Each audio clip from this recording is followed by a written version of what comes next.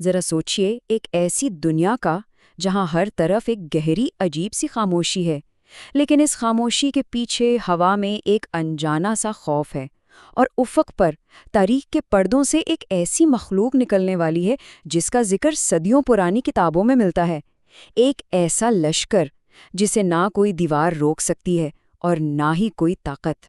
یہ الفاظ یاجوج اور ماجوج کی آمد کی خبر دیتے ہیں۔ تو یہ ہیں کون آخر؟ یہ انسانیت کی تاریخ کے سب سے بڑے فسادی گروہ ہیں جو ہزاروں سالوں سے ایک بہت بڑی دیوار کے پیچھے قید ہیں، اور جب یہ نکلیں گے نا تو ان کی پیاس کے لیے سمندر اور ان کی بھوک کے لیے زمین کم پڑ جائے گی۔ لیکن ٹھہریے، ان کے آنے سے پہلے بھی دنیا ایک اور بہت بڑی آزمائش سے گزر رہی ہوگی۔ ہمیں یہ سمجھنا ہوگا کہ یاجوج اور ماجوج جس دنیا میں قدم رکھیں گے وہ پہلے ہی ایمان اور کفر کی ایک فیصلہ کن جنگ کا میدان بن چکی ہوگی۔ تو اس لشکر سے بھی پہلے تاریخ کا سب سے بڑا فریب دینے والا یعنی دجال ظاہر ہوگا۔ وہ ایک ایسی شخصیت ہوگا جو خود کو خدا کہے گا۔ وہ آسمان کو حکم دے گا تو بارش ہونے لگے گی، زمین سے کہے گا تو وہ اپنے خزانے باہر نکال دے گی۔ اس کے پاس روٹی اور پانی کے پہاڑ ہوں گے، اور وہ اپنی طاقت سے انسانیت کے ایمان کو پرکھے گا۔ اب اس سلائیڈ کو دیکھیں، یہ اس آزمائش کی حقیقت کو بالکل واضح کر دیتی ہے۔ ایک طرف دجال کے دعوے ہیں جو بہت بڑے ہوں گے، لیکن دوسری طرف اس کی نشانیاں بھی بالکل صاف ہیں۔ وہ کہے گا میں تمہارا رب ہوں، لیکن سچائی یہ ہے کہ اس دنیا کی آنکھ سے اللہ کو دیکھا ہی نہیں جا سکتا۔ وہ کانا ہوگا، جبکہ ہمارا رب ہر عیب سے پاک ہے۔ مطلب اس کا فریب بہت بڑا، لیکن حق پہچاننے والوں کے لیے بہت واضح ہوگا۔ تو جب دجال کا فریب پوری دنیا پر چھا جائے گا اور ایمان والے اپنی جان بچانے کے لیے پہاڑوں میں پناہ لینے پر مجبور ہو جائیں گے، تب آسمان سے ایک امید اترے گی، ایک ایسی ہستی جس کا انتظار صدیوں سے کیا جا رہا ہے۔ اور پھر شام کے شہر دمشق کے ایک سفید مینار پر حضرت عیسیٰ ابن مریم علیہ السلام 2 فرشتوں کے پروں پر ہاتھ رکھے آسمان سے اتریں گے۔ یہ لمحہ صرف کسی ایک شخص کی واپسی نہیں، بلکہ اللہ کی طرف سے بھیجی گئی رحمت اور مدد کا کھلا اعلان ہوگا۔ یہ مایوسی کے اندھیروں میں امید کی پہلی کرن ہوگی۔ حضرت عیسیٰ علیہ السلام لد کے دروازے پر دجال کا سامنا کریں گے، اور دجال انہیں دیکھتے ہوئے ایسے پگھلنے لگے گا جیسے پانی میں نمک گھل جاتا ہے، اور اس کی موت کے ساتھ ہی دنیا کی سب سے بڑی روحانی آزمائش ختم ہو جائے گی، اور زمین پر انصاف اور سکون کا ایک بے مثال دور شروع ہوگا۔ لیکن یہ سکون، یہ امن زیادہ دیر نہیں ٹھہرے گا۔ ابھی لوگ امن کی سانس لے ہی رہے ہوں گے کہ زمین کے کسی پوشیدہ کونے سے ایک ایسی دیوار ٹوٹے گی جس کے پیچھے سے ایک ناقابل تصور شور اٹھے گا۔ تو سوال یہ اٹھتا ہے کہ آخر یاجوج اور ماجوج اتنے ہزاروں سال کہاں قید رہے، اور وہ کون تھا جس نے ایسی دیوار بنائی جسے وہ آج تک توڑ نہیں پائے؟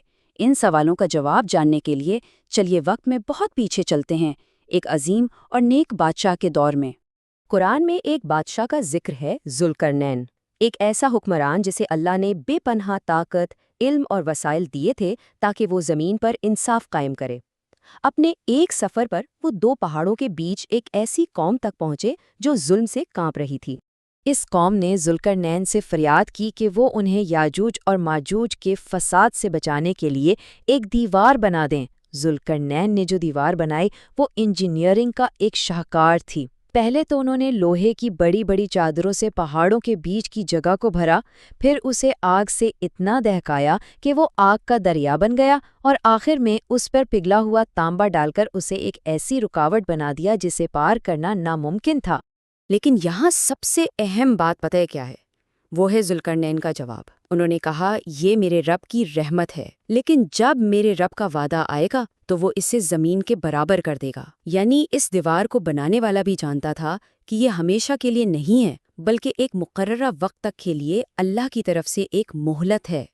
اور اب وہ وعدے کا وقت آ پہنچا ہے۔ جب وہ دیوار اللہ کے حکم سے ٹوٹے گی تو انسانیت پر وہ آفت نازل ہوگی جس کا سامنا اس نے پہلے کبھی نہیں کیا ہوگا۔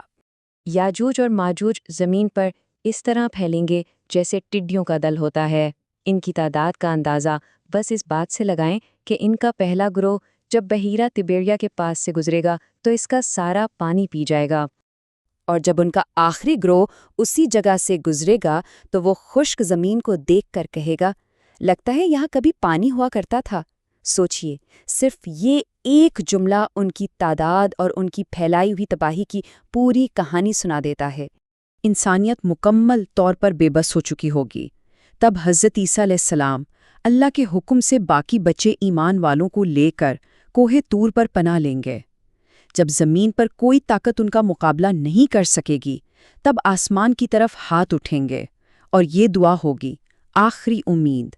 اور پھر دعا قبول ہوگی۔ اللہ تعالیٰ یاجوج اور ماجوج کی گردنوں پر ایک کیڑا بھیج دے گا جو ایک ہی رات میں اس پورے ناقابل شکست لشکر کو خاموشی سے ختم کر دے گا۔ ان کا خاتمہ اتنا ہی معجزاتی ہوگا جتنا ان کا آنا خوفناک تھا۔ اس زبردست آزمائش کے بعد زمین پر ایک ایسا دور شروع ہوگا جیسا پہلے کبھی نہیں دیکھا گیا۔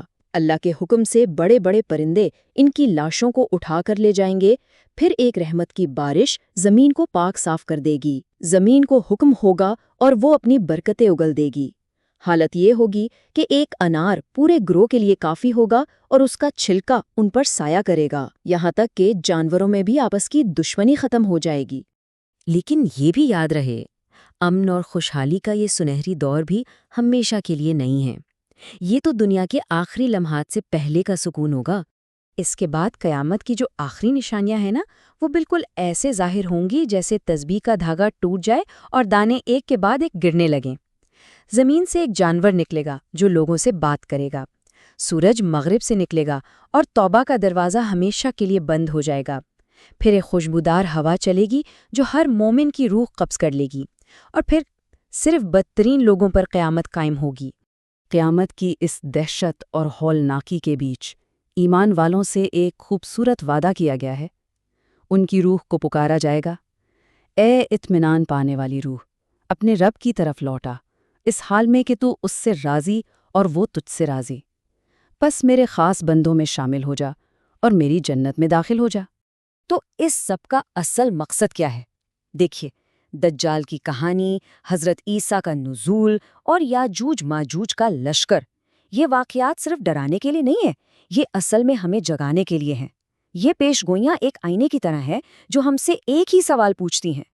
دیکھیے، دنیا کا خاتمہ ایک حقیقت ہے، یہ نشانیاں ایک دن ضرور پوری ہوں گی۔ سوال صرف یہ نہیں کہ یہ کب ہوگا، بلکہ اصل سوال بس ایک ہی رہ جاتا ہے کہ اس کے بعد جو آنے والا ہے، کیا ہم نے اس کے لیے کوئی تیاری کی ہے؟